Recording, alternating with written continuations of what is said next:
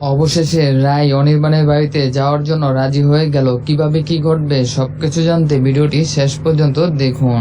রায় আসলে অনির্বাণের সাথে কথা বলতে গিয়েছে তার বৌমনির যে সোনাদানাগুলো রয়েছে সেগুলো যখন তার বউ হিসেবে সে বাড়িতে ছিল, শ্বশুর বাড়িতে ছিল, সেই বাড়িতে সেগুলো রাখা আছে।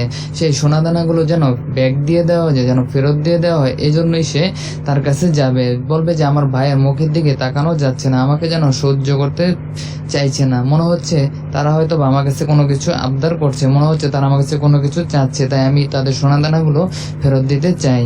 তখনই দেখতে পাবেন অনির্বাণ বলে কালকে যাবে না এখনই যাবো, তখন বললো এখনই যাবো। তাই দেখতে পাবেন সাথে সাথে অনির্বাণের সাথে গাড়িতে করে তাদের বাড়িতে চলে যাবে। অন্যদিকে সিন শিফট হয়ে দেখতে পাবেন নীলাঞ্জনা নীলু এবার সেই সূর্যের ছোট বোনকে এবার ভালোবাসার মানুষ আরো একজনকে ধরে দিতে চলেছে, সেই নীলুর বন্ধুকে।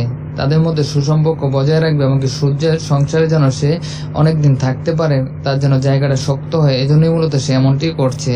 নাকি লোভে পড়ে করছে অবশ্যই কিন্তু কমেন্টে জানাতে ভুলবেন না। আগামী পর্বটি অসাধারণ পর্ব নিয়ে এগিয়ে যাবে। আগামী পর্ব কেউ মিস করবেন না। বিদায়।